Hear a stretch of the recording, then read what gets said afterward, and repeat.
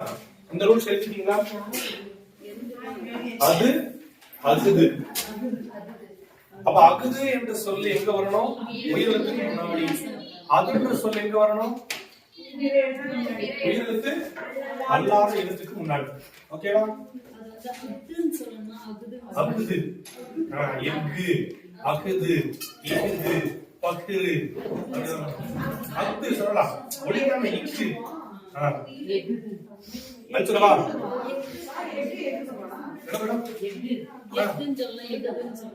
எஃகு, எஃகு. அது ஒளி உச்சரிப்பு தானே. அடுத்த ஃபோர்த் ஒன் எழுதிக்கோங்க.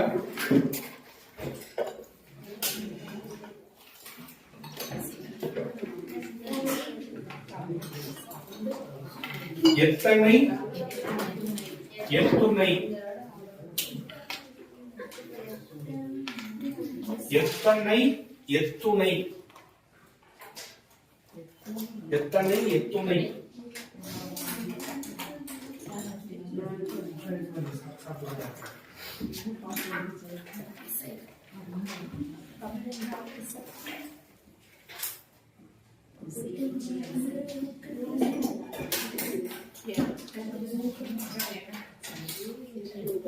எத்தனை, எத்துணை.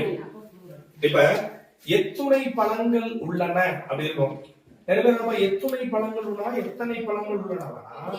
எப்பயுமே தமிழ்ல எண்ணிக்கையை குறிக்கும் போது எத்தனை தான் வேண்டும். காலத்தையும் அளவையும் குறிப்பிடுகிற போது எத்துணை பயன்படுத்தும். இவங்க எத்தனை பெரிய மரம், எத்துணை பெரிய மரம் என்ன சொல்லுவீங்க? எத்துணை பெரிய மரம். எனவே என்னது? அளவு. எத்தனை ஆண்டுகள் பழமையானது, எத்துணை ஆண்டுகள் பழமையானது என்ன சொல்லணும்? எத்துணை ஆண்டுகள் பழமையானது. ஏன்னா ஆண்டு என்பது காலம், ஆண்டு என்பது காலம். அப்ப எண்ணிக்கையை குறிப்பிடுகிறது. எத்தனை பழங்கள் உள்ளன, எத்தனை பழங்கள் உள்ளன, எத்தனை பழங்கள் உள்ளன. இப்ப கவனிங்க ரூல்ஸ். எண்ணிக்கையை என்னது குறிக்கும் போது என்னதான்? எத்தனை.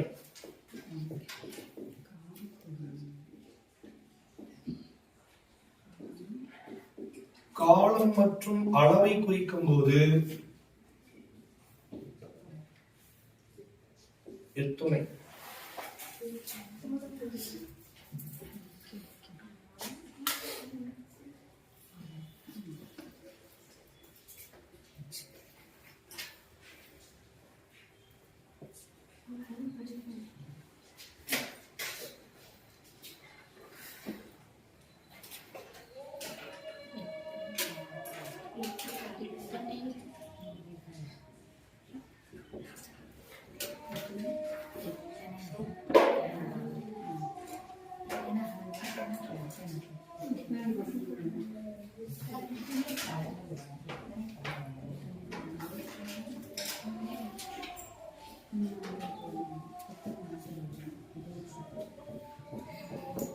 இப்ப கவனிங்க, எத்துணை பழங்கள் உள்ளன.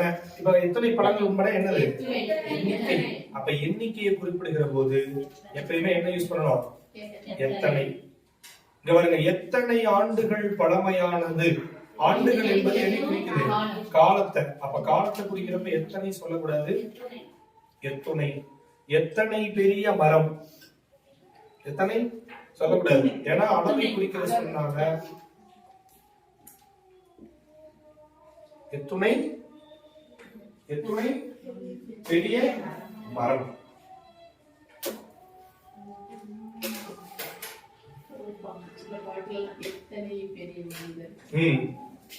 அதெல்லாம் சில நேரம் விதிவிலக்கு. அந்த இடத்துல நம்ம இலக்கணம் தேவையில்லை. ஆமா, ஏன்னா இப்ப பாரதியார் பார்த்த மரபு விடல படிச்சிருப்பீங்கல்ல. மழு வரும்போது மரபு விட கத்தும் குயிலோசை சற்றே வந்து காதில் விலகு சொல்லலாம். குயில் கத்துமா கூமா? அப்ப கூவும் குயிலோசை தான் சொல்லலாம். கத்தும் குயிலோசை இலக்கியத்தில் வழுக்கள் பெரும்பாலும் என்ன பண்ணுவாங்க? காரணம் கருதி ஏற்று கொள்வாங்க.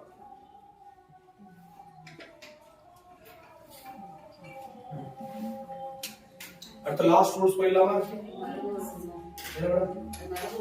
மரபு விடுது. அதான் கூவும் குயில போய் கத்தும் குயில் சொல்றனால மரபு விடுது.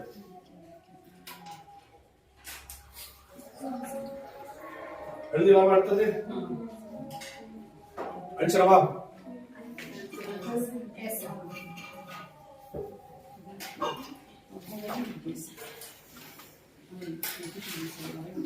பாருங்க,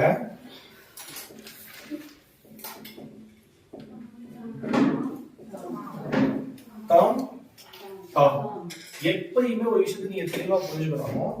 அக்ரிணையில ஒருமை பெயர்கள் வந்துச்சுன்னா அது நீங்க தான் வச்சுக்கலாம். தன்னை, தன்னால், தனக்கு, தம்மின், தமது அப்படி வரணும். தாம் வந்துச்சுன்னா இது அக்ரிணையில என்ன பேரா இருக்கும்? பன்மை பேரா. தம்மை, தம்மா, தமக்கு, தம்மின், தமது.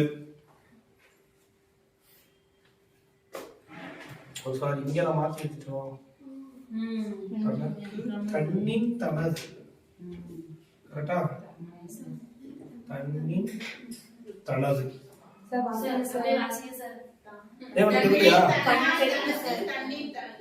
தான் அப்படின்னு போட்டா தன்னை, தன்னால், தனக்கு, தன்னின், தனது. நீங்க ஒண்ணு இல்ல, எல்லாத்துக்கும் ஐயால் போயிட்டதுன்னு சேர்த்துக்கணும். எக்ஸ்ட்ரா லைட் போட வந்த லைட்டு சுத்தமா தெரியலையா? வெயில் அடிச்சதுனால தெரியும். வெயில இப்ப நான் இது பண்ண பாருங்க. இல்லடா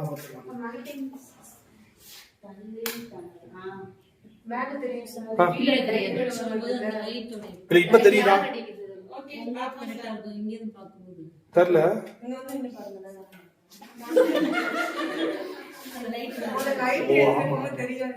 மேல இருக்க வரைக்கும் தெரியுது.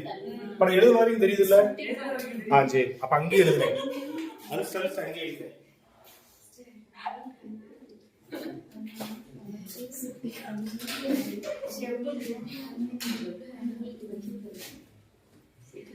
அப்ப அக்ரிணை ஒருமைக்கு தான் என்று சொல்லி அதை அடுத்து வருகிறேன்.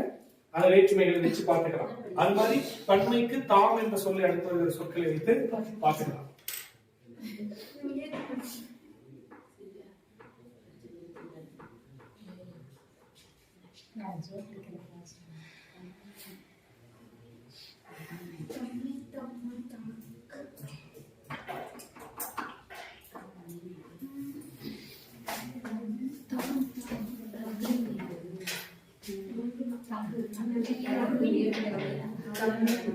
தான் சொல்லும்போது அது உயர்திணைக்கு வரும்.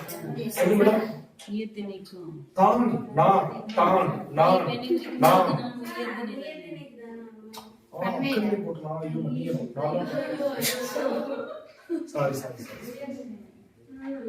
நான் மாத்தி போட்டேன். மன்னிச்சுக்கோங்க. உயர்திணை ஒருமைக்கு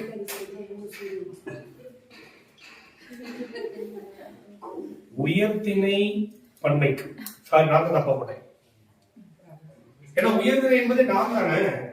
நீ எங்க போய் நாயோ மாடோ பூனையோ பண்ணிய நான் சொல்லுமா? அதாவது சொல்றது அக்ரிணை இல்லை. அப்ப உயர்திணை. அப்ப உயர்திணை ஒருமைக்கு இது உயர்திணை பன்மைக்கு. ஓகேவா? உங்க புக் பேக்ல என்ன பண்ணிருக்காங்க? சென்டென்ஸ் போட்டு எங்க தனது பயன்படுத்தணும் எங்க தமது பயன்படுத்தணும் மென்ஷன் பண்ணிருக்கேன். ஓகேவா? இப்ப நான் கீழே எக்ஸாம்பிள் கொடுக்க போறேன். எனக்கு எதை நீங்க ஃபில் பண்ணணும்னு சொல்றோம். எழுதிக்கோங்க. எடுத்துக்காட்டு.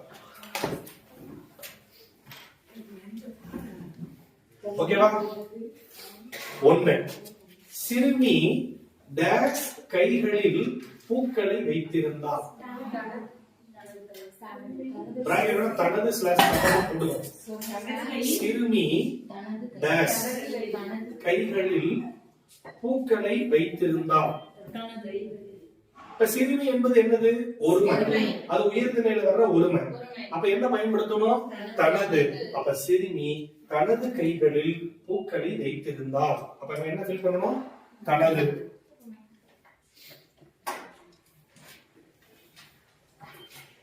ரெண்டு,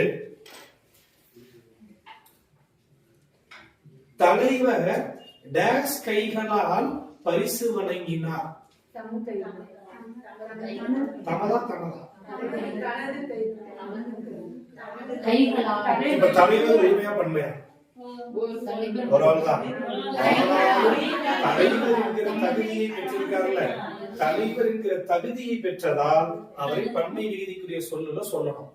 புரியுதுலையா? அப்ப தலைவர் தமது கைகளால் பரிசு வழங்கினார்.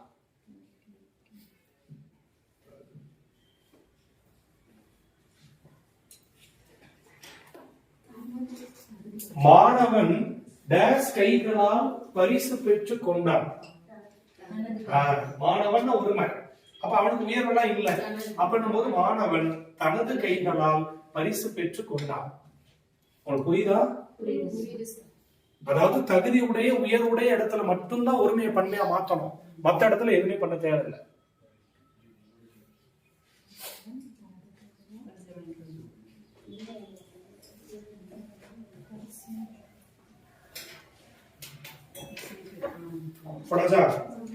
மாடுகள் டேஸ் தலையை ஆட்டின. மாடுகள் மாடுகள் பன்மை. மாடுகள் என்பது பன்மை பெயர். அப்ப அதற்கு சொல்லுவது தனது தமது. அப்ப ரெண்டு இடத்துல பயன்படுத்துற மாடுகள் பன்மை. அப்ப நம்ம தமதுன்னு பயன்படுத்தலாம். மாடுகள் தமது தலையை ஆட்டின. வச்சுக்கலாம் பன்மை பெயர்களுக்கு வச்சுக்கலாம். உயர்திணை அக்ரிணை பன்மை பெயர்கள். அப்ப நம்ம ஜெனரலாவே நீங்க பன்மை பெயர்கள் ஒருமை பெயர்கள் பன்மை பெயர்கள் கூட மென்ஷன் பண்ணிக்கோங்க. உங்களுக்கு ஒருவேளை உயர்திணை அக்ரிணை குழப்பச்சுதான். நான் ஃபர்ஸ்ட் ரூல்ஸ்க்கு செகண்ட் ரூல்ஸ்க்கு தனித்தனியா சொல்றதுனால உயர்திணை போட்டேன். பாருங்க, நீங்க உயர்திணை அக்ரிணைக்குள்ளேயே வேணாம்னா சிம்பிளா மென்ஷன் பண்ணுங்க. ஏன்னா புக்ல இதை 2 விதியா கொடுத்திருப்பாங்க. நான் அதனால உங்களுக்கு 2ஆ எழுதி காட்டினா நீங்க 1ஆவே கூட வச்சுக்கோங்க. ஒருமை பெயர்கள் இது எங்க வரும்? உயர்திணையிலே வரும், அக்ரிணையிலே வரும். நீங்க ஒருமை பெயர்கள் பன்மை பெயர்கள் மென்ஷன் பண்ணிக்கோங்க. இல்ல உயர்திணை போட்டீங்கன்னா உயர்திணை பிளஸ் அக்ரிணை ரெண்டையும் மென்ஷன் பண்ணிக்கோங்க. மாடுகள் தமது தலையை ஆட்டின. அடுத்தது கன்று டேஸ் தலையை ஆட்டியது. ஏன்னா கன்று என்பது ஒருமை. கன்று என்பது ஒருமை. நான் தனித்தனியா சொல்லணும். உயர்திணை அக்ரிணைன்னா நான் மொத்தமாவே சொல்றதுனால நீங்க பெயர்கள் மேல எழுதும் போது அங்க ஒருமை பெயர்கள் பன்மை பெயர்கள் மென்ஷன் பண்ணிக்கணும். இல்லைன்னா உயர்திணை அக்ரிணை மென்ஷன் பண்ணிக்கணும். என்ன மாற்றணும்? உயர்திணை அக்ரிணை ரெண்டுமே கொடுப்போம். ஒருமை பெயர்கள் பன்மை பெயர்கள்.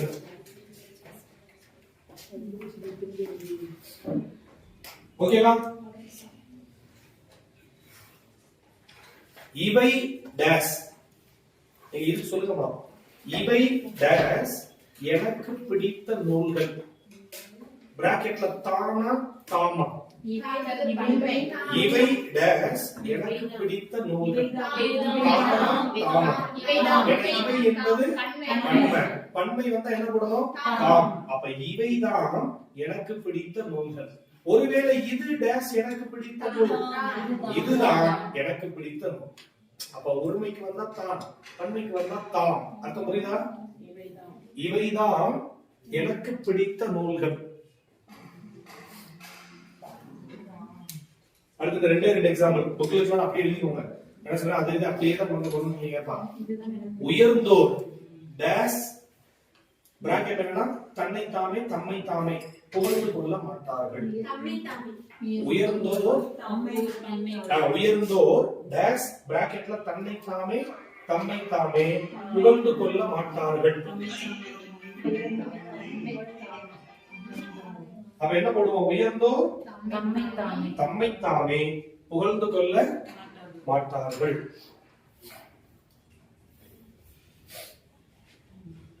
உயர்ந்தோர் தம்மை தாமே புகழ்ந்து கொள்ள மாட்டார்கள்.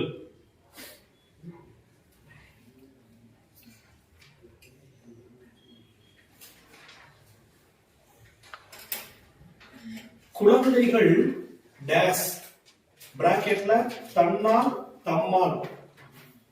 குழந்தைகள் டேஸ் பிராக்கெட்ல தன்னால் தம்மால் இயன்ற உதவிகளை பிறருக்கு செய்கின்றனர்.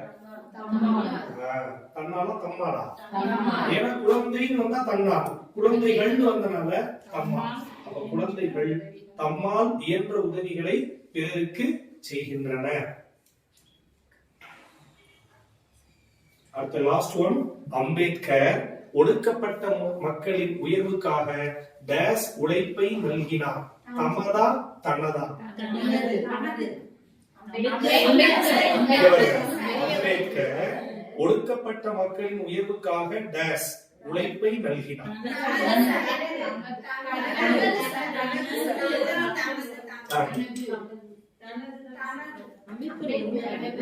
அம்பேத்கர் ஒருமை, ஆனாலும் அது ஒரு சட்ட மேதை. அப்ப அந்த இடத்துல தனதுன்னு சொல்லக்கூடாது. அம்பேத்கர் ஒடுக்கப்பட்ட மக்களின் உயர்வுக்காக தமது உழைப்பை நல்கினார். ஓகேவா? நம்ம அந்த தலைவர்ன்றதை ஏன் தமதுன்னு மாத்தணும்? தனது கையாண்டு அவர் தலைமை என்கிற பதவி கூடிய காரணத்தினால. அப்ப அந்த இடத்துல வரும்போது ஓகேவா?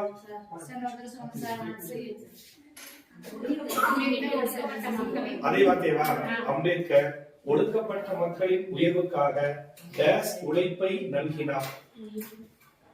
அம்பேத்கர் ஒடுக்கப்பட்ட மக்களின் உயர்வுக்காக டேஸ் உழைப்பை நல்கினார், தமது உழைப்பை நல்கினார். அப்ப அஞ்சாவது விதி புரிஞ்சிச்சா? உயர்தனியா தனித்தனியா விதி போடல, தனித்தனியா போட்டா 6 விதி வந்து தனியா பிரிச்சு எழுதிருப்போம். இப்ப நான் ஜெனரலா சொல்லிருக்கேன். அப்ப நீங்க வெறும் ஒருமை பெயர்கள், அது உயர்தனை காயிலும் அகிரணை காயிலும் நீங்க இதுதான் தெளிவா எழுதிக்கணும்.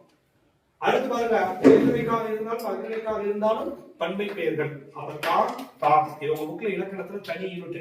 அதுல கொஸ்டின் கேட்கும் போது அதை கொஞ்சம் கவனமா பார்த்து என்ன பண்ணிக்கிறோம், ஆன்சர் போட்டுக்கிறோம். ஓகேவா? ஓகேவா? படிச்சிடலாமா?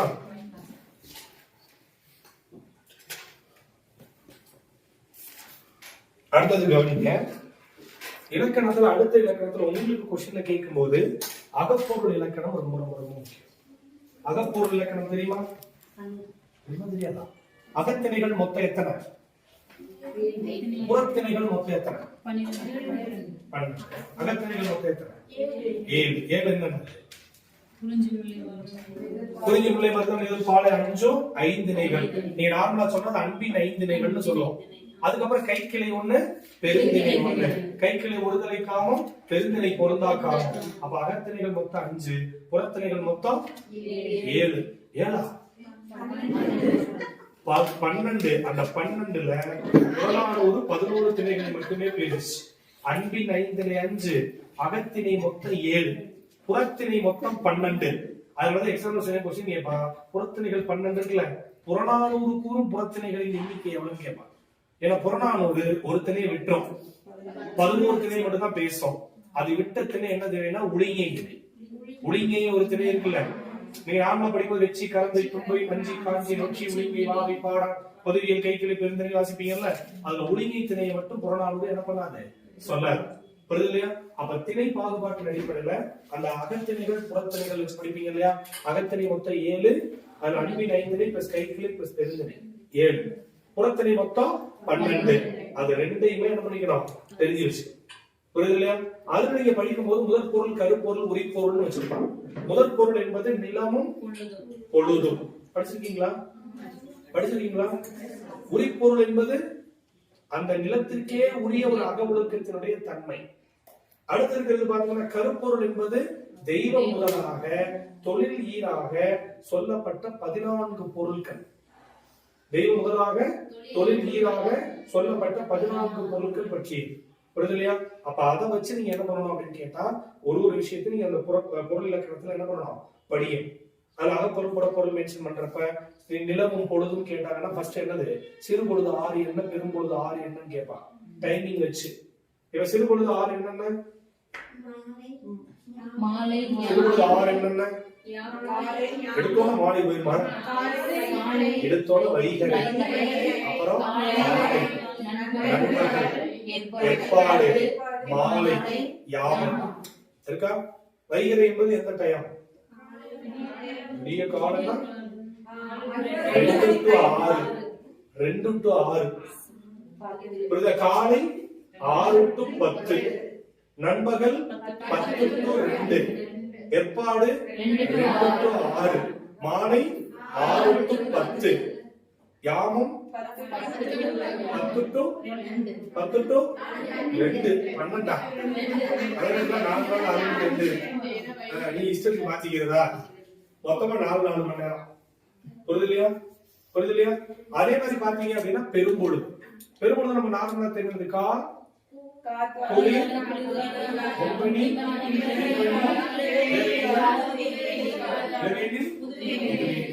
காலத்தை வைத்து தெரிஞ்சுக்கணும். என்னென்ன காலம் இது என்ன காலம்? கோடையா, முன்னியா, பின்மணியா, இளவேனிலா? இது இளவேனில் காலமா? அதாவது காலத்தை அடிப்படையாக வச்சு கவனிங்களேன். என்னது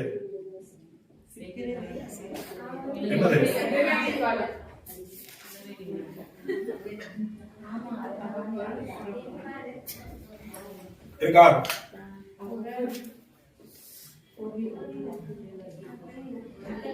எத்தனை? என்னென்ன?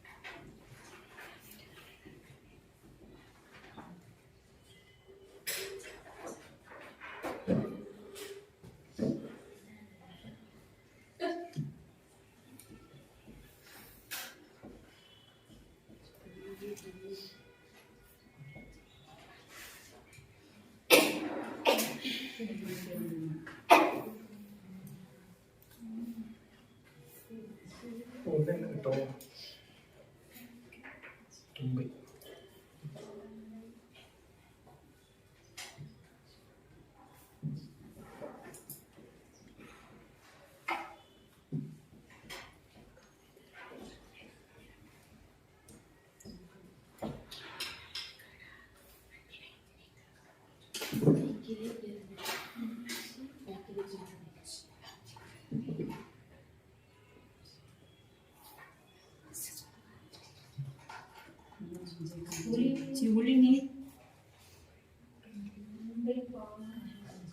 ஆடலை கவர்ந்த வெற்றி ஆடலை மீட்டர் கரந்தை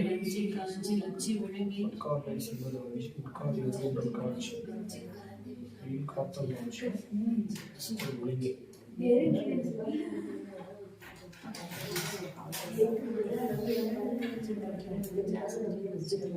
ஆகை பாடம் பொதுவியல் கைக்கிளை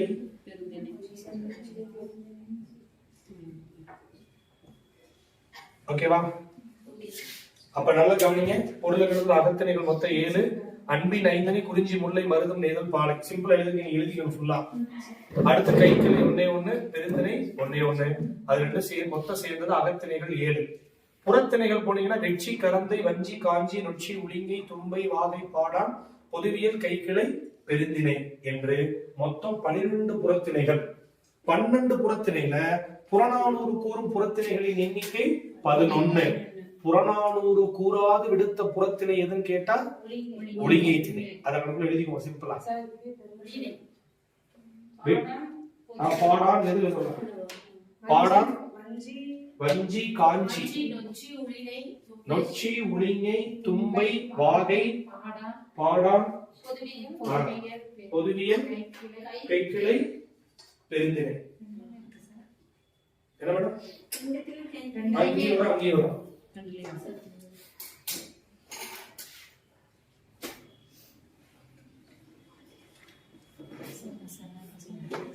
இதுல புறத்திணை ரொம்ப சிம்பிள்.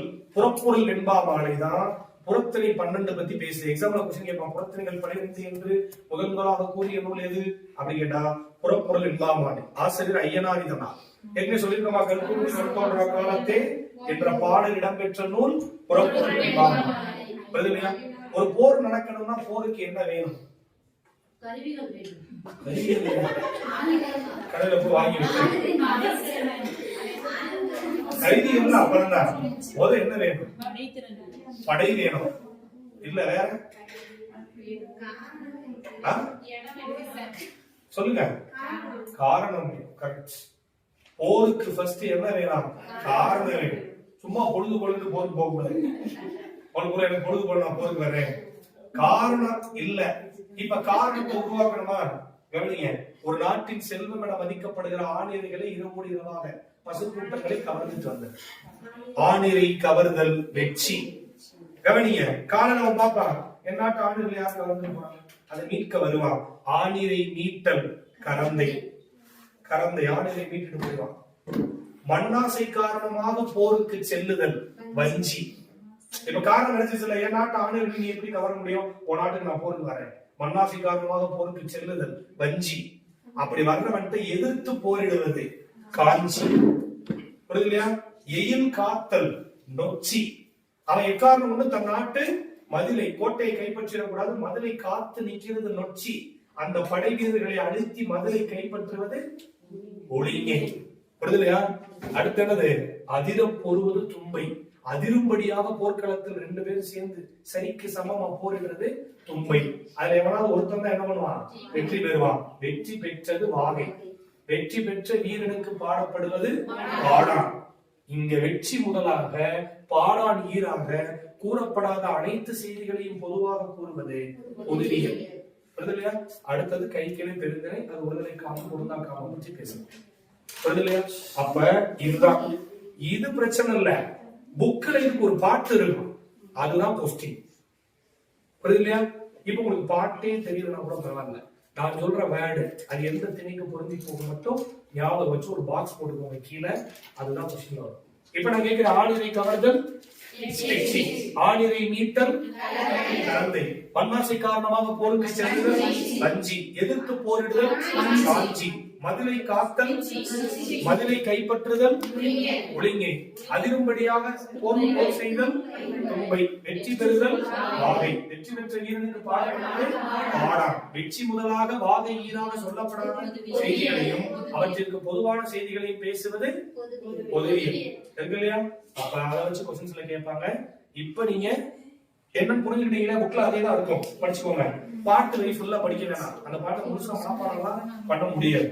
அப்ப அடிச்சத மாதிரி இங்க பாருங்க, இது ரொம்ப சிம்பிள்னால நான் முதல்ல இதை சொல்றேன், இது அப்புறம் சொல்றேன். ஓகேவா?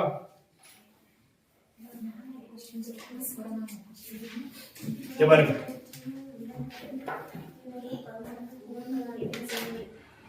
நிறை கவர்தல் என்னது?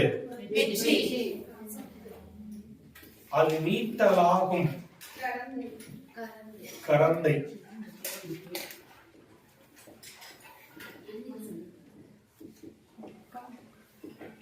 இங்க பாருங்க, வட்கார்னா பகைவர். அந்த பாட்டுல வருது, வட்கார் மேல் செல்வது வஞ்சி. அது இலக்க பாட்டு. பகைவர் மேல் செல்வது வஞ்சி. உட்காது எதிரொன்றல் காஞ்சி. உட்காது எதிர் ஒன்றெல்லாம் தாமதப்படுத்தாம எதிர் சென்று போரிடுறது. எயில் காத்தல் எயில் காத்தல் நொச்சி. எயில் வளைத்தல். நீங்க வளைத்தல்னா என்ன புரிஞ்சு கூடாது, வளைஞ்சு நிக்கிறது இல்ல, ஆஹா, கைப்பற்றுதல். சண்டை போட்டு கைப்பற்றுறது. கரெக்டுதான்.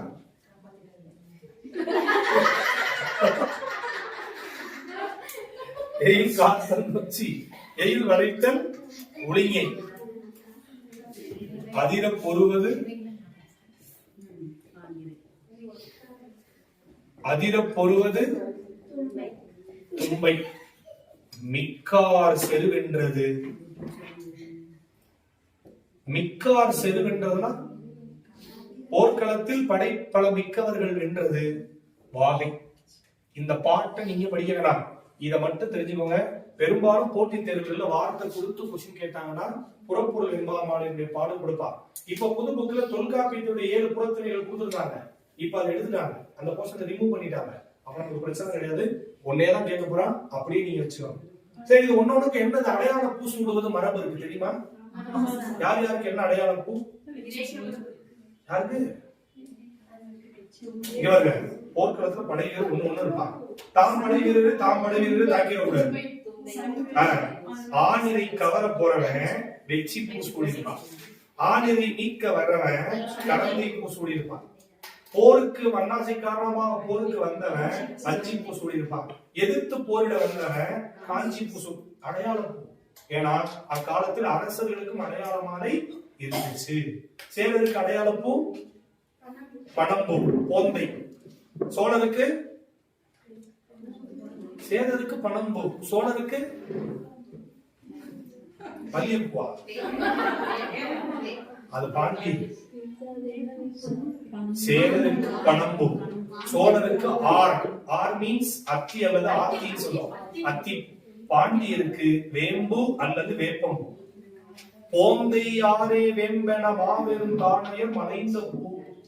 இலக்கியங்களே சொல்லுது. அப்ப பனம்பூ, ஆர் அத்திப்பூ, வேப்பம்பூ. எழுதி போடணுமா மேடம்?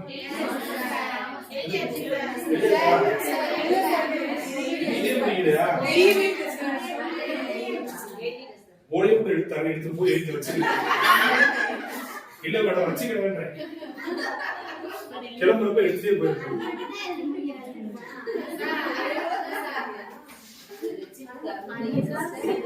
என்ன மேடம்? இல்ல அவங்களுக்கு அந்த காலத்துல அடையாள பூ தெரியும், இன்னைக்கு நமக்கு தெரியல இல்லையா? அன்னைக்கு அந்த அடையாள பூ தெரியும். அதே மாதிரி சின்னம் என்னது? சேரருக்கு வெள்ளம்பு, சோழனுக்கு புலி. அதே மாதிரி பாண்டியனுக்கு மீன். என்ன மீன்? இரட்டை கெண்டை மீன். நீ வெறும் மீனா குறவ மீன், அந்த மீன், இந்த மீன், கம்பா மீன் வச்சிருக்கீங்க. இரட்டை கெண்டை மீன், கயல் கெண்டை. நீ இலக்கியத்தில் சொல்லும் போதே சரி, ஒவ்வொரு நாட்டுக்கு ஒரு வளம் இருக்கு. சேர நாடு வேலமுடைத்து, யானைகள் வளம். சோழ நாடு சோறுடைத்து, டெல்டா மாவட்டம். பாண்டிய நாடு முத்துடைத்து, தொண்டை நாடு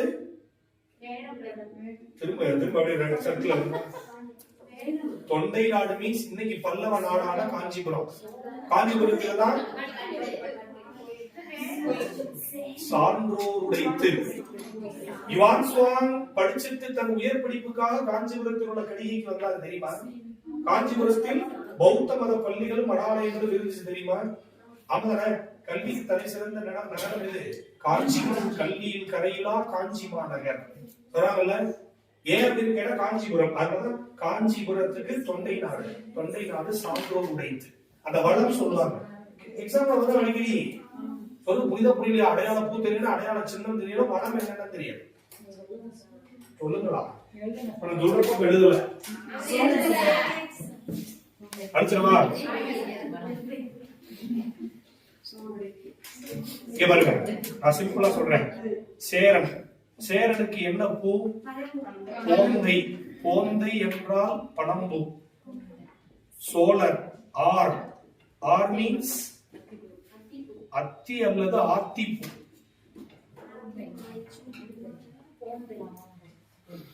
பாண்டியனுக்கு வேம்பு அப்படின்னா வேப்பம்பூ. வில்லம்பு, புலி, கயல் கெண்டை. இரட்டை கெண்டை மீன்.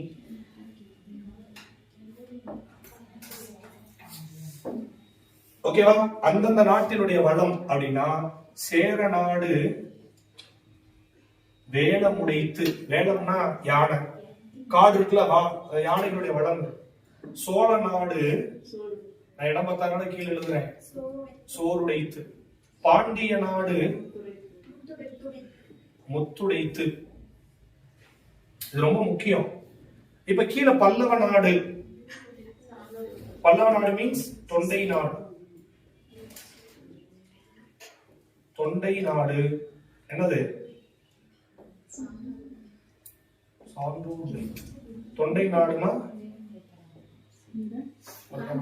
காஞ்சிபுரம். பல்லவர்களுடைய அடையாள சின்னம் என்ன?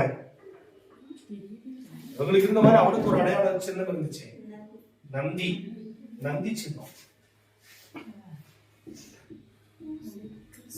இன்னைக்கு நீங்க மகாபலிபுரம் போனீங்கன்னா நந்தி இருக்கும், நந்தி கொடி வச்சிருப்பான், அது அவங்களோட அடையாள சின்னம். இங்க பாருங்க, இது ஜெனரலா நீங்க படிச்சுக்கிறீங்க. 2 ஆறு ரொம்ப முக்கியம். சாரி, 3 ஆறு தமிழ்ல ரொம்ப முக்கியம். புரியுது இல்லையா? ஒண்ணு என்ன தெரியுமா? என்னது? தன்பொருணை புனல் நாடு. எந்த ஊரை சொல்லுவான்? தாமிரபரணி ஓடுற இடம். நீ தமிழகத்தில் வற்றாத ஜீவநதி இது. எந்த நதி ஆறு வத்து போனா இந்த ஆறு வத்தாது. தமிழகத்தில் வற்றாத ஜீவநதி என்று அழைக்கப்படும் ஆறு தன்பொருணை ஆறு. தன்பொருணை மீன்ஸ் தாமிரபரணி. தன்பொருணை புனல் நாடு என்று அழைக்கப்படும் நாடு திருநெல்வேலி. புரியல? இன்னொரு நாடு இருக்கு, சிலப்பதிகாரத்துல இருக்குது. கண்ணகி கோவலர் 2 பேரும் மதுரைக்குள்ள வர்றாங்க. அங்க இருந்து ஒரு நேரா பார்த்து கண்ணகி பார்த்தா அங்க ஒரு ஆறு ஓடுது. ஆறுனா நீர் தான் ஓடணும், ஆனா இந்த ஆத்துல பூ ஓடுது. கண்ணகி பார்த்தா ஆறுனா நீர் தானே ஓடணும், இந்த ஆத்துல ஏன் பூ ஓடுது? கோவலன் பார்த்தா பூ ஓடுது. பூ எப்படி ஓடும்? இந்த கரையினுடைய நதிக்கரையினுடைய 2 ஓரங்களிலும் கொங்கு குறுக்கத்தி மரங்கள் வளர்ந்துருக்கு. அதுல சிவப்பு மஞ்சள் பூ பூக்குது. இந்த பூ விழுந்து விழுந்து விழுந்து விழுந்து தூரத்திலிருந்து பார்க்கும்போது இந்த ஆறு நீர் ஓடுற ஆறு மாதிரி இல்ல, பூ ஓடுற ஆறு மாதிரி இருக்கு. அப்ப வேமா சொன்னா, நீ இது என்ன சாதாரண ஆறு நினைச்சியா? இல்ல, நம்ம வந்திருக்க ஊர் எந்த ஊரு? மதுரை. அப்ப என்ன ஆறா இருக்கும்? புரியலையா? இந்த ஆறு சாதாரண ஆறு இல்ல. புலவர் நாவில் பொருந்திய பூங்குடி வைகை என்னும் பொய்யா புலக்குடி புனலாறு அன்று இது பூம்புணலாறு. அர்த்தம் புரியுதா? எல்லா ஆறுலையும் தமிழ்நாட்டுல ஓடுனா தண்ணி தான் ஓடும், ஆனா இங்க பூதான் ஓடும். ஏன்னா இது வெய்யா. அர்த்தம் புரியுதா? அப்ப தன்பொருணை புனல் நாடு, அங்க தன்பொருணை தாமிரபரணி இருந்த இடம் திருநெல்வேலி. புரியுதா? புனலாறு அன்று இது பூம்புணலாறு. பூம்புணலாறு வைகை ஆறு. அது இருந்த இடம் தென்னிந்தியாவின் ஏதென்ஸ், நான்மாட கூடல், கூடல் மாநகர். எது? கடம்ப வனம். மதுரை. மதுரைக்கு கொடுத்து இல்லையா? தமிழ்நாட்டின் ஹாலந்து எது? அழிச்சிடவா?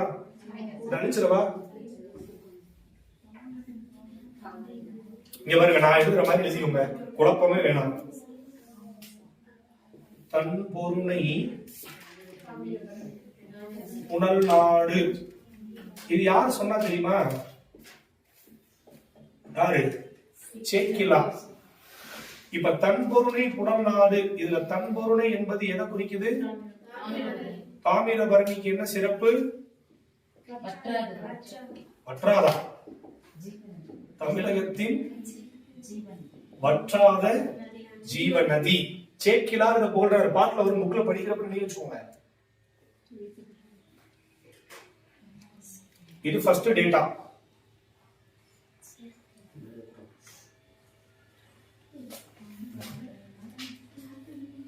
இங்க பாருங்க, இது தன்பொருணை தானே.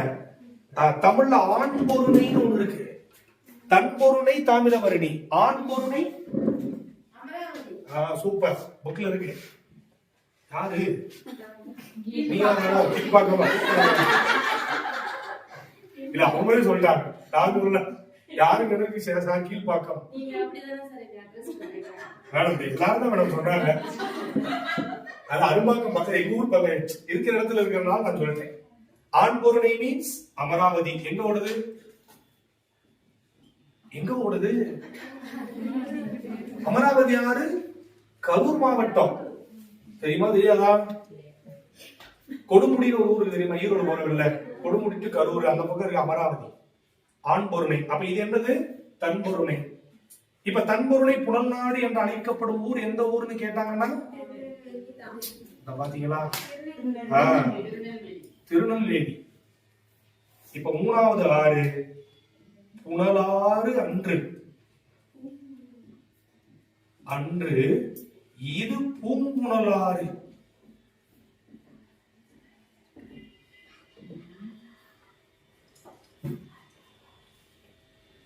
அப்ப பூம்புணலாறு எது? வையை. அந்த வையை தான் தமிழ்ல வைகை, தூய தமிழ்ல வையை. வையை தான் வைகை. நீ வைகை அடிக்கிறீங்களா? இதுல 600 ஆள் பேசும்போது என்ன மேடம்? அதான் மேடம், வைகைனா வையை, தூய தமிழ்ல வையை. நீங்க வேணா வைகைன்னு எழுதுங்க, இது வேற. ஓகேவா? எங்க ஓடுது? மதுரைக்கு என்ன சிறப்பு? ஒன்னு தென்னிந்தியாவின் ஏதன்ஸ்,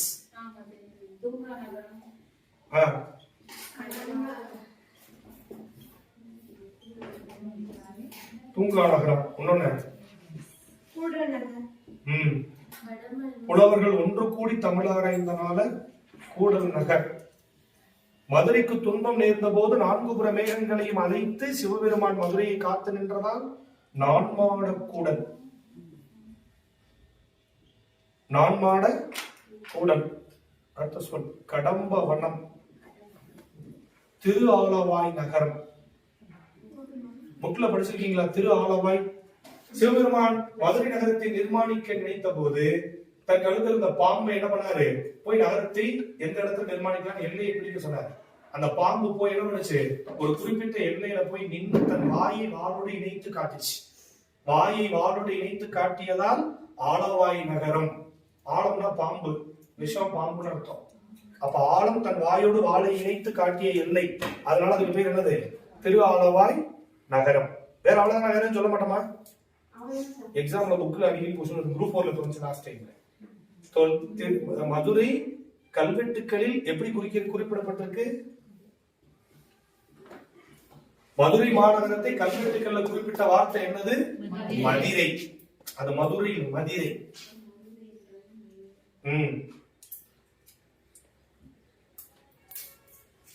வேற என்ன பேர் இருக்கு மதுரைக்கு? வேற அவ்வளவுதானா? ஓ, நான் இருந்தா இப்ப நான் தான் சொல்லணும். ஊட்டியா இருந்தா இப்ப நீங்க சொல்லுவீங்க.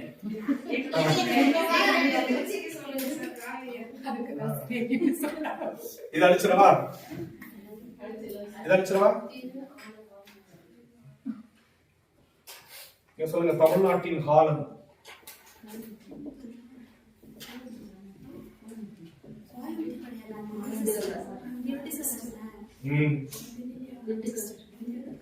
ஏன் அங்க பூக்கள் நிறைய வளரும்ல.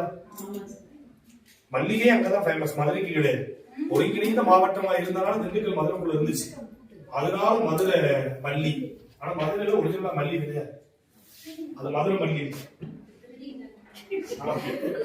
திருநெல்வேலியில ஒருங்கிணைந்த. இப்ப நீங்க சேலத்துக்கு மாம்பழம், மாம்பழம் எங்க? கிருஷ்ணகிரியில.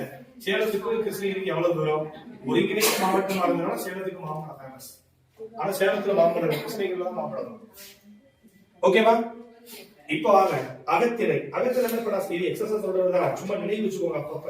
எனக்கு சுத்தி சில நேரம் எக்ஸாம் அடையாள பூக்கள் வச்சு இதை வச்சு கொஸ்டின்ஸ் கேட்கிறப்ப அது ரொம்ப முக்கியம். மற்றபடி அது அப்பப்ப சொல்லும்போது நினைவு வச்சுக்கோங்க. இப்ப அகத்திணை. அகத்திணை நான் சொன்னது போல முதற்பொருள், கருப்பொருள், உரிப்பொருள். எக்ஸாம் சைடு கிட்டிங் போடுங்க. அகத்திணை பிரிவுகள். அகத்திணை பிரிவுகள். 1 முதற்பொருள் பிராக்கெட்ல நிலமும் பொழுதும். 1 முதற்பொருள் நிலமும் பொழுதும். 2 கருப்பொருள் தெய்வம் முதலாக தொழில் ஈராக சொல்லப்பட்ட 14 பொருட்கள். என்னென்ன? தெய்வம் முதலாக, தெய்வம் ஈராக, தெய்வம் முதலாக தொழில் ஈராக சொல்லப்பட்ட 14 பொருட்கள். 14 பொருட்கள். ஓகேவா? புரியுதா? அடுத்தது கருப்பொருள் உரிப்பொருட்கள். முதல் பொருள் கருப்பொருள், உரிப்பொருள். உரிப்பொருள் அந்நிலத்திற்கே உரிய ஒழுக்க நெறி.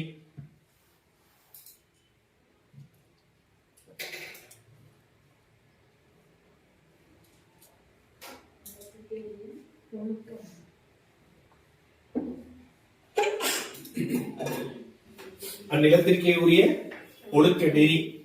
ஓகேவா? நம்ம அந்த சிறு பொழுது பெரும் பொழுது அதை நம்ம அடுத்த வகுப்புல அதை கண்டிப்போம். பொழுது இல்லையா?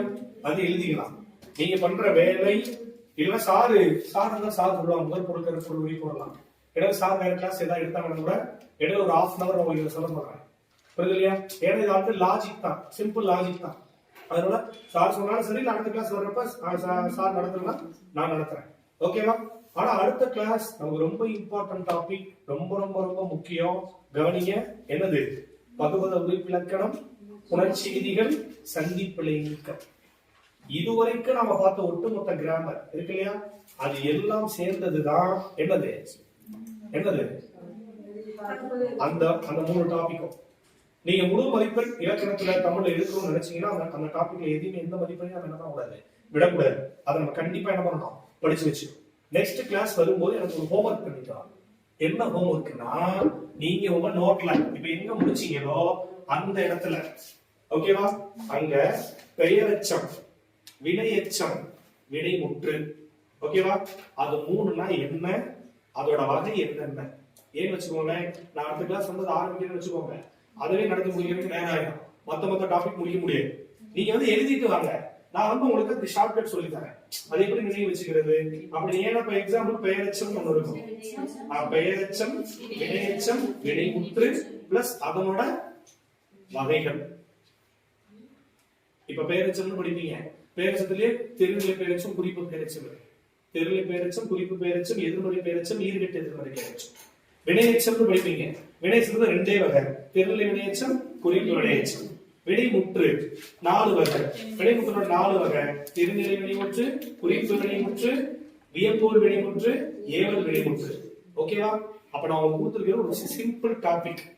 இல்ல நான் தனியா ஒரு பேப்பர்ல எழுதிட்டு வரேன், நீங்க நடத்தின பிறகு அதை திரும்பி நான் எழுதிக்கிறேன் அப்படின்னாலும் ஓகே.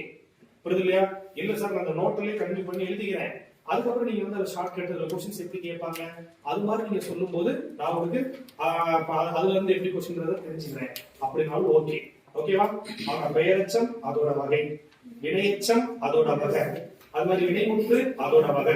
சும்மா வளவளவளன்னு புக்குள்ள வீட்டு பிடிச்சி எழுதி வர.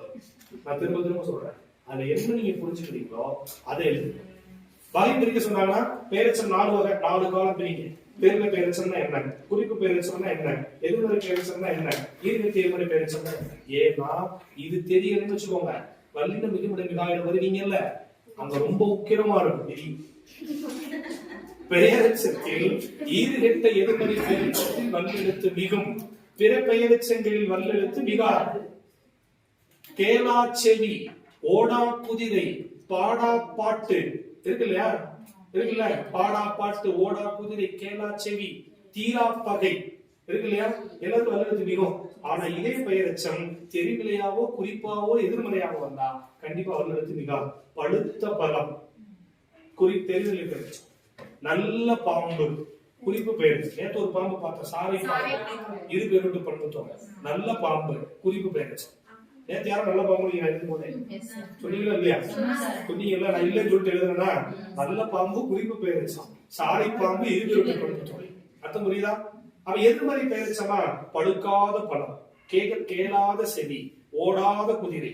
அப்ப ஓடாத குதிரை வந்தா வல்லெழுத்து மிகாது, ஓடா குதிரை வந்தா வல்லெழுத்து மிகும். அப்ப எதிர்மறையில மிகாது, ஈறுகெட்ட எதிர்மறையில மிகும். அர்த்தம் புரியுதா? அப்ப இந்த ரூல்ஸ புரிஞ்சுக்கணும்னா இந்த விதி தேவை.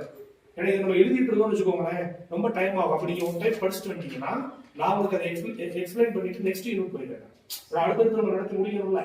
நீங்க கொஞ்சம் கோஆபரேட் பண்ணீங்கன்னா நாம அதை ஓரளவுக்கு முடிச்சுட்டு கொஞ்சம் இலக்கியம் சார்ந்த விஷயங்கள் நிறைய பார்க்கலாம். நிறைய பேர் பார்த்து வரல, என்ன படிக்கணும் அப்படின்னு சொல்றீங்கல்ல, எது வரும். இப்போ எக்ஸாம்பிள் பாத்தீங்கன்னா நான் காலையில் ஒரு வரி சொன்னேன், கண்டிப்பா எக்ஸாம்பிள் முடிச்சு தரோம். என் குரூப் 4 ஆர்டர் ஆசிரியர் தேர்வு, நியமன தேர்வு. புரியுது இல்லையா? யார் சொன்னா கற்றது கை மண்ணளவு, கல்லாதது உலகளவு.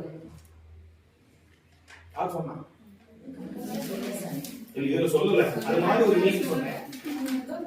சரி, அதிலே சொல்லவா? கல்வி கரையில கற்பவர் நான் சிலர். இப்ப தெரிஞ்சு பாட்டு உடனே சொல்றீங்க. இப்ப உடனே நாலடியா இங்க வந்து 4 சீரு 3 சீர் எழுதணுமா? அளவழி சிந்தடி நேரடி அதுல எக்ஸாம்பிள் போட்டோம். கல்வி கரையில கற்பவர் நான் சிலர் நாலடியா. நான் இன்னொரு நூல் சொன்னேன். ஆற்றுணா வேண்டுவதில் பழமொழி நானூறு. பழமொழி நானூறு. பொன்னோடு வந்து கரியோடு வேறும் கற்றது கை மண்ணளவு கல்லாதது உலகங்களே. ஔவையார் சொன்னால் சொன்னால் ஔவையார். அடுத்துங்க இருங்க. ஒன்றே குலம் ஒருவனே தேவன் யாம் பெற்ற இன்பம் பெருகை வையகம் இருக்கா? யாம் பெற்ற இன்பம் பெருகை வையகம். ஒன்றே குலம் ஒருவனே தேவன்.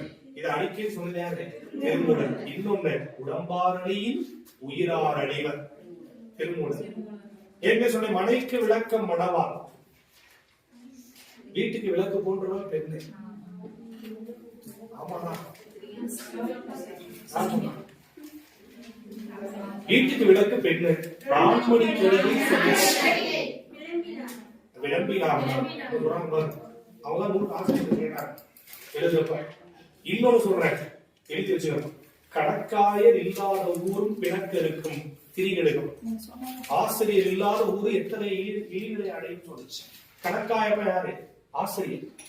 கணக்காயர் இல்லாத ஊரும் பிணக்கெடுக்கும். நீங்க கொஸ்டின் பேப்பர்ல இதெல்லாம் முக்கியமான வேர்டு வரி படிக்கிறது இல்ல. கணக்காயர் இல்லாத ஊரும் என்னது? பிணக்கெடுக்கும். எந்த நூலு? திரிகெடுக்கும். அது கீழே 3 சொன்ன திருமூலருக்கு என்னென்ன? திருமூலருக்கு சொன்ன உடம்பாரணியின் உயிரார் அடைவர் யாம் பெற்ற இன்பம் பெருகை வையகம். 3 எழுதுங்க. ஒன்றே குலம் ஒருவனே தேவன் உடம்பார் அணியின் உயிரார் அடிவர் யாம் பெற்ற இன்பம் பெருகை வையகம். அது 3க்கு ஒவ்வொரு நேரம் போட்டு திருமூலர். திருமூலருக்கு என்ன சிறப்பு? திருமந்திரத்தை எழுதினார். திருமந்திரத்திற்கு தமிழ் 3000 என்று தமிழ்ல பேர். 3000 பாடல்களை கொண்டு பாடப்பட்டது. தமிழில் தோன்றிய முதல் சித்தர் திருமூலர். தமிழில் யோக நெறிகளை கூறும் முதல் சித்தர் நூல் திருமந்திரம். அப்ப நூல் பேர் எழுதிக்கோங்க. திருமூலர் எழுதிய நூல் திருமந்திரம். திருமந்திரம் நீ ஒண்ணு இல்ல. திருமந்திரம் இதை பத்தி ஞாபகம் வச்சுக்கோங்க. நான் சொன்னதெல்லாம் அடுத்த கிளாஸ் கேட்பேன். வாயில இருந்து என்னென்ன வந்துச்சோ இல்ல. அது எழுதிட்டீங்களா? கற்றது கை மண்ணளவு கல்லாதது உலக அளவு ஔவையார். அது எழுதிட்டீங்களா?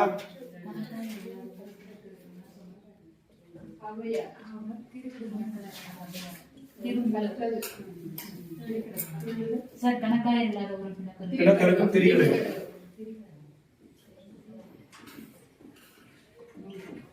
இங்க பாருங்க.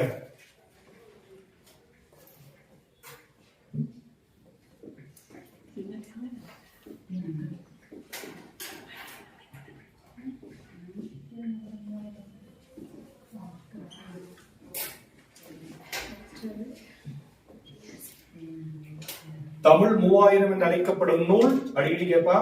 தமிழர் வேதம் என்று அழைக்கப்படும் நூல் தமிழில் யோக நெறியை கூறும் முதல் சித்தர் நூல். அப்ப தமிழ்ல தோன்றிய முதல் சித்தர் யாருன்னு கேட்டா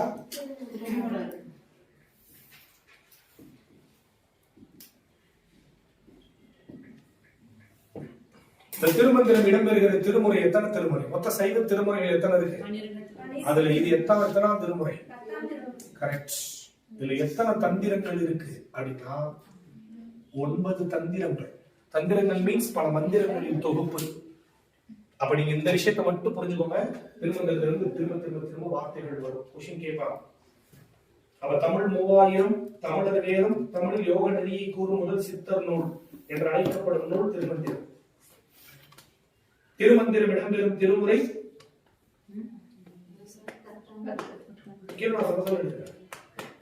முதல்ல பேர் எழுதி முடிச்சிட்டீங்களா? அதே முடியலையா? சூப்பர்.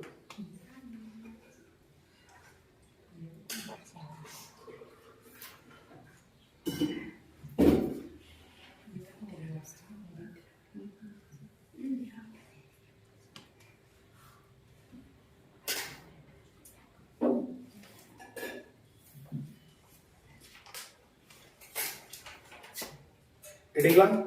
திருமந்திரம் இடம்பெறும் திருமுறை 10ஆம் திருமுறை.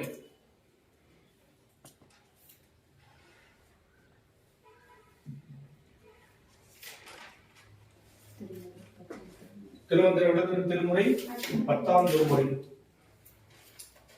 திருமந்திரத்தில் உள்ள தந்திரங்களின் எண்ணிக்கை 9 தந்திரங்கள். தந்திரம் மீன்ஸ் பிரிவு.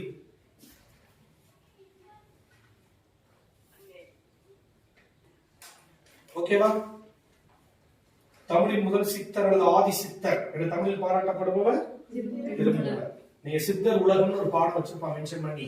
இப்ப அதுல அப்டேட் பண்ணி நிறைய புது சித்தர்கள் பத்தி எல்லாம் கொடுத்திருப்பாங்க. அதுல இது முக்கியம். அப்ப நூல் பேர் நமக்கு ரொம்ப முக்கியம். இதுல இன்னொரு விஷயம் இருக்கு. இப்ப லாஸ்ட் டைம் ஒரு சின்ன வேரியேஷன். தமிழ் 3000 என்று அழைக்கப்படும் நூல் திருமந்திரம். தமிழர் வேதம் என்று அழைக்கப்படும் நூல் திருமந்திரம். தமிழ் வேதம் அல்லது தமிழ் மறை என்றால்தான் திருக்குறள். அப்படிதான் இருக்கும். ஆனா லாஸ்ட் டைம் குரூப் என்ன பண்ணிட்டாங்கன்னா தமிழர் வேதம் என்று அழைக்கப்படும் நூல் கொடுத்துட்டு திருமந்திரம் ஆப்ஷன்ல கொடுக்கல. கொடுக்காம கேட்டான். அப்ப ஆன்சர் என்ன கொடுத்தாங்கன்னா திருக்குறள். அப்ப என்ன அர்த்தம்னா திருமந்திரம் ஆப்ஷன்ல வராதப்ப தமிழர் வேதம்னு கேட்டாங்கன்னா அது செகண்ட் ஆப்ஷன் என்ன வச்சுக்கலாம், திருக்குறளுக்கும் அது பொருந்தும். எப்ப திருமந்திரம் வராட்டி வந்துச்சுன்னா அதான் ஆன்சர். ஓகேவா? புரியுதா? புரியுதா? அதே மாதிரி அங்க சின்ன ஸ்டேட்மெண்ட் எல்லாம் வரும். அதுவும் நீங்க கொஞ்சம் கொஞ்சம் பார்த்து வச்சுக்கோங்க. புக்ல வரும்போது வடமொழியின் வல்லன்மை இருந்து தமிழை மீட்பதற்காகவே இறைவன் என்னை படைத்தான் என்று கூறியவர் 174 சிறப்பு பெயர் கொண்ட தேவனைய பாவாணர்.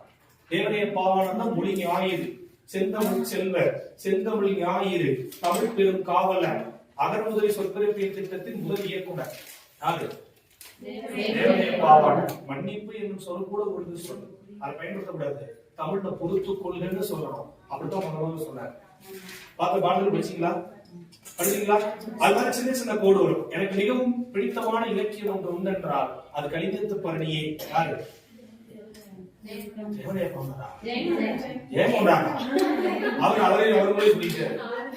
சூப்பர். அறிஞர் அண்ணா புக்ல இருக்கும். ஒரு பூவின் மலர்ச்சியையும் சிறு குழந்தையின் புன்னகையையும் புரிந்து கொள்வதற்கு அகராதிகள் தேவைப்படுவதில்லை. ஈரோடு தமிழ் நண்பர். ஏழைகளின் குடிசைகளில் அடுப்பும் விளக்கும் தவிர எல்லாமே எரிகிறது. வள்ளிக்கண்ணன். வள்ளிக்கண்ணன். நாளும் கிழமையும் ஆசிரியர் நாளும் கிழமையும் நலிந்தோருக்கு இல்லை, ஞாயிற்றுக்கிழமையும் பெண்களுக்கு இல்லை என்று பாடியவர்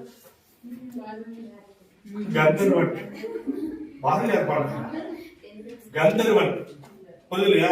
சின்ன சின்ன கோடு. பக்தி சுவை நனி சொட்ட சொட்ட பாடிய கவி வல்லவர் என சேக்கிழாரை புகழ்ந்தவர் மகாவித்வான் மீனாட்சி சுந்தரனார். தொண்டு செய்து பழுத்த பழம் என்று பெரியாரை புகழ்ந்தவர் தொண்டு செய்து பழுத்த பழம் தூய தாடி மார்பிலும் பாரதிதாசன். இதெல்லாம் புக்கு புரியுதா? சின்ன சின்ன கோடு. அப்ப நீங்க பாடங்களை படிக்கும் போது அதை அண்டை உலகம் உயிர் கடவுள் ஆகிய மூன்றும் ஒருங்கே காட்டும் காவியம் தான் பெரிய புராணம் என்று கூறியவர் திருவிக்கா. அப்ப சின்ன சின்ன விஷயங்களை படிங்க. அடுத்தடுத்த கிளாஸ்ல நம்ம இலக்கணம் கொஞ்சம் முடிச்சதுக்கு அப்புறம் நீங்க நெக்ஸ்ட் கிளாஸ் இதுக்கு பின்னாடி நடத்துனதுக்கு பின்னாடி பெயரெச்சம் அதோட வகை, வினையெச்சம் அதோட வகை, வினைமுற்று அதோட வகை. மிஞ்சி மிஞ்சி போனார் ஸ்கூல் புக்லயே எல்லாம் இருக்கு, டெக்ஸ்ட் புக்லயே இருக்கு. அது அழகா நீங்க மிஞ்சி மிஞ்சி போய் எழுதுனீங்கன்னா அதிகபட்சம் 1 hour to 1.5 hour வரும். அவ்வளவுதான். அதை எழுதிட்டு வந்துருக்கு. சப்போஸ் நீ எழுதாம வந்தீங்கன்னா அடுத்த யூனிட் புரியாது. ஏன்னா அதுக்கு நான் ஷார்ட்கட் சொல்லி கொடுத்துட்டு அடுத்த யூனிட் நான் போயிருவேன். சொல்றது புரியுதா? புரியுது இல்லையா? அப்ப எழுதிட்டு வந்துடலாமா? அப்ப நெக்ஸ்ட் கிளாஸ் எழுதிட்டு வந்துருங்க. அடுத்த கிளாஸ் சாரி எப்பன்னு சொல்லி இன்ஃபார்ம் பண்ணுவாங்க. அந்த 3 நாள் நம்ம எவ்வளவு கிராமர் முடிக்க முடியுமோ டக்குன்னு முடிச்சுட்டு மிச்சம் இருக்கிற நாட்கள்ல இலக்கிய சம்பந்தப்பட்ட விஷயங்கள் இருக்குல்ல, எக்ஸாம் பாயிண்ட் ஆஃப் எதெல்லாம் உங்களுக்கு வேணுமோ அதை நம்ம எடுத்து பார்ப்போம். அப்ப எவ்வளவு சீக்கிரம் கிராமர் முடிக்கிறோமோ அவ்வளவு சீக்கிரம் நம்ம மற்ற பகுதிகளுக்கு அதிகமான ப்ரிஃபரன்ஸ் கொடுத்து படிக்கலாம். புரியுது இல்லையா? ஏன்னா மற்ற இன்ஸ்டியூட்லாம் டென்த்துக்கு சும்மா 1 கிளாஸ் 2 கிளாஸ் சில இன்ஸ்டியூட் கூட சொல்லுவாங்க நான் ஒரே நாள்ல தமிழ் முடிச்சு விட்டுருக்கேன். நான் உனக்கு ஒரே நாள் முடிக்க முடியுமா? முடிக்க முடியாது. நீ எவ்வளவு எடுத்து போய் நீ மொழி முதல் எழுத்து மொழியில எழுத்து எழுத்தாலும் முடிஞ்சிடும். முடியுது இல்லையா? அப்ப என்னன்னு கேட்டா